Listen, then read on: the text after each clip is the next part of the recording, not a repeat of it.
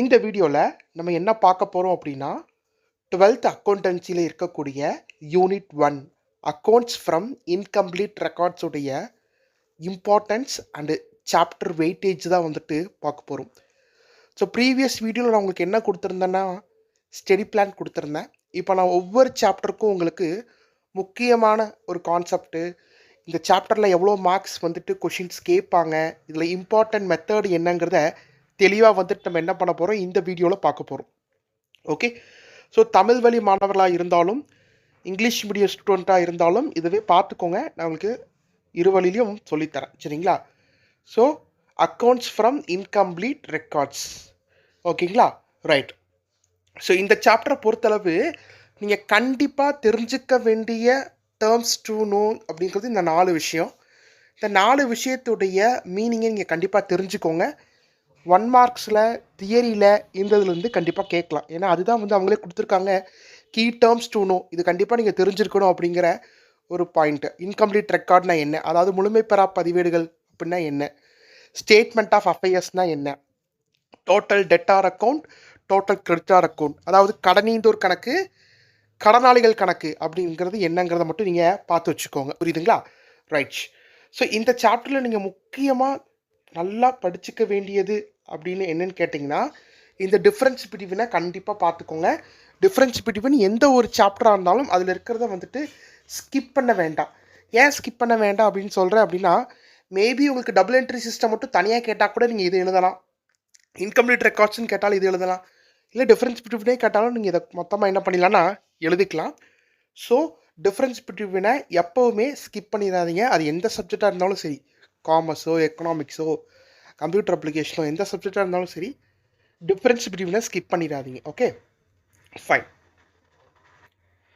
அடுத்து பார்த்தீங்க அப்படின்னா நமக்கு இருக்கக்கூடியது வந்து பார்த்தீங்கன்னா இந்த statement of profit or loss. இது ரொம்ப முக்கியம். உங்களுக்கு 2 மார்க்கில் கம்பல்சரி கேட்பாங்க. 2 மார்க்கில் கம்பல்சரி நமக்கு இது வரும், statement of profit or loss. அதாவது க்ளோசிங் கேபிட்டல் கூட ட்ராயிங்ஸ் ஆட் பண்ணிவிட்டு ஓப்பனிங் கேபிட்டலையும் அடிஷ்னல் கேபிட்டலையும் லெஸ் பண்ணால் நமக்கு என்ன கிடைக்கும், ப்ராஃபிட்டாக லாஸா அப்படின்னு கிடைக்கும். தென் சேம் திங் இதில் வந்து ஏதாவது ஒரு இன்ஃபர்மேஷன் மிஸ்ஸிங் பண்ணி கொடுத்துருப்பாங்க, மிஸ்ஸிங் ஃபிகராக ப்ராஃபிட் அண்ட் லாஸ் அவங்க கொடுத்துட்டு ஓப்பனிங் கேபிட்டலோ இல்லை அடிஷ்னல் கேபிட்டலோ ஆர்எல்ஸ் ட்ராயிங்ஸை கொடுக்காமல் இருக்கும், அதை கண்டுபிடிக்கிற மாதிரி இருக்கும். அதையும் நல்லா பார்த்துக்கோங்க. ஸோ 2 மார்க்கில் கண்டிப்பாக இதை நம்ம எதிர்பார்க்கலாம். சரிங்களா? ரஷ். ஸோ இதில் ஒரு 5 சம்ஸ் நமக்கு இருக்கும். அந்த 5 சம்ஸை தெளிவாக பார்த்துக்கோங்க, ரொம்ப முக்கியமான சம்ஸும் கூட. ஓகே, தென் ஸ்டேட்மெண்ட் ஆஃப் அஃபேர்ஸை பொறுத்தளவு என்னென்னா லைக் அ பேலன்ஸ் ஷீட் தான். ஸோ பேலன்ஸ் ஷீட் அப்படிங்கிறது என்னது, எதுக்காக ஸ்டேட்மெண்ட் ஆஃப் அஃபேர்ஸ் நம்ம ப்ரிப்பேர் பண்ணுறோம்? ஸ்டேட்மெண்ட் ஆஃப் அஃபேர்ஸ் ப்ரிப்பேர் பண்ணுறதுக்கான ரீசன் வந்துட்டு ஓப்பனிங் கேபிட்டலோ ஆர்எல்ஸ் க்ளோசிங் கேபிட்டலோ கண்டுபிடிக்கணும்னா நம்ம ஸ்டேட்மெண்ட் ஆஃப் அஃபேர்ஸை தான் போடணும்.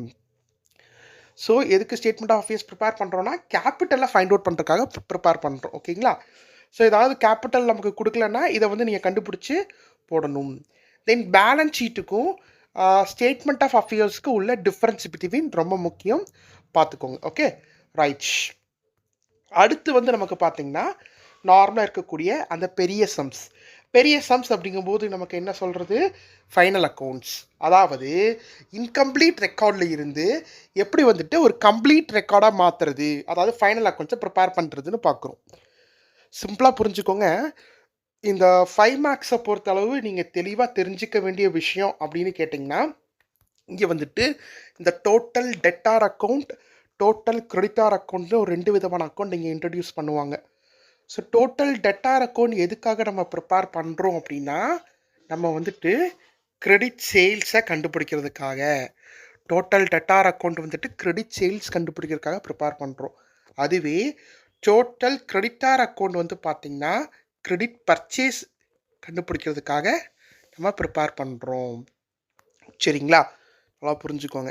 அதாவது இந்த இன்கம்ப்ளீட் ரெக்கார்ட்ஸை பொறுத்தளவு அவங்க கொடுத்துருக்கிற டேட்டா இன்கம்ப்ளீட்டாக இருக்கும். அப்போ நம்ம என்ன பண்ணணும், இந்த மாதிரி கிரெடிட் சேல்ஸோ கிரெடிட் பர்ச்சேஸோ இல்லாட்டி அதை கண்டுபிடிக்கணும். அதை கண்டுபிடிச்சிட்டு அப்புறம் நீங்கள் ஃபைனல் அக்கௌண்ட்ஸில் அப்ளை பண்ணணும். புரியுதுங்களா? ஸோ இப்போ இந்த total debtor and total creditor வந்து பார்த்தீங்கன்னா கொஞ்சம் சம்ஸ் நமக்கு கொடுத்துருக்காங்க. தென் ஃபைனலி நமக்கு இந்த ஃபைனல் அக்கௌண்ட்ஸ் ப்ரிப்பேர் பண்ணுற மாதிரி சம்ஸ் நமக்கு கொடுத்துருக்காங்க. சரிங்களா? ஸோ இதுதான் வந்து இந்த சாப்டரில் ஃபுல் அண்ட் ஃபுல் ஒரு குட்டி ஓவர்வியூ. பட் இந்த சாப்டரை பொறுத்தளவு பார்த்தீங்கன்னா கண்டிப்பாக ஒரு 10 மார்க்ஸ்க்கு கொஷின் கண்டிப்பாக வரும். அதாவது எப்படி சொல்லலாம் அப்படின்னா 2 மார்க்கில் ஒரு 2 மார்க் கண்டிப்பாக கேட்பாங்க. அது மாதிரியே ஒரு 3 மார்க் கண்டிப்பாக கேட்பாங்க. ஒரு 5 மார்க் கண்டிப்பாக கேட்பாங்க. அப்போ வந்து பார்த்தீங்கன்னா 2, 3, 5 சரிங்களா? அப்போ நமக்கு எவ்வளோ ஆயிடுச்சு அப்படின்னா அதுவே அரௌண்டு 10 ஆயிடுச்சு.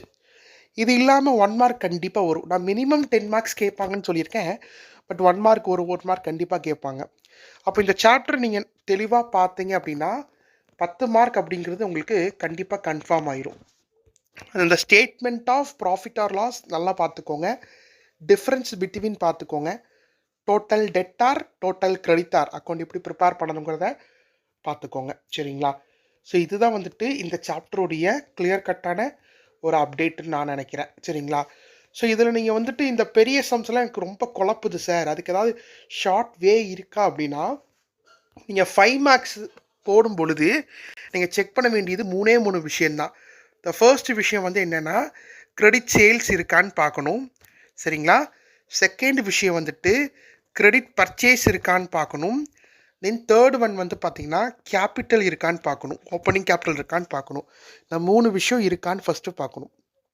அதாவது என்னென்னா நமக்கு முதல் இருக்கான்னு செக் பண்ணுறீங்க. அதுக்கப்புறம் வந்து பார்த்தீங்கன்னா கடன் விற்பனை, கடன் கொள்முதல் அது 3 இருக்கான்னு பார்க்குறீங்க. அது 3 இல்லை அப்படின்னா அது 3ஐயும் ப்ரிப்பேர் பண்ணணும். அது 3க்கும் ஃபார்மெட் இருக்குது. என்னென்ன ஃபார்மெட்டு? கிரெடிட் சேல்ஸுக்கு டோட்டல் டெட்டார் ஃபார்மெட், கிரெடிட் பர்ச்சேஸுக்கு டோட்டல் கிரெடிட்டார் ஃபார்மெட், கேபிட்டலுக்கு statement of affairs.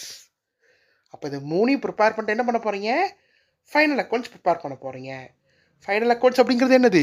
Trading account, profit and loss account and balance ஷீட்டை ப்ரிப்பேர் பண்ண போகிறீங்க. புரியுதுங்களா? இதுதான் வந்து பார்த்தீங்கன்னா இந்த சாப்டரில் 5 மார்க்ஸ் போடும் பொழுது உங்களுக்கு இருக்க வேண்டிய நாலேஜ். ஓகே, ஸோ இதே மாதிரி நான் உங்களுக்கு ஒவ்வொரு சாப்டரையும் கொடுக்க போகிறேன். இந்த சாப்டர் வைஸில் உங்களுக்கு கொடுக்கும் பொழுது அந்த சாப்டரில் ஏதாவது சம்ஸ் உங்களுக்கு டவுட்ஸ் இருந்தாலும் கமெண்ட் பண்ணுங்கள்.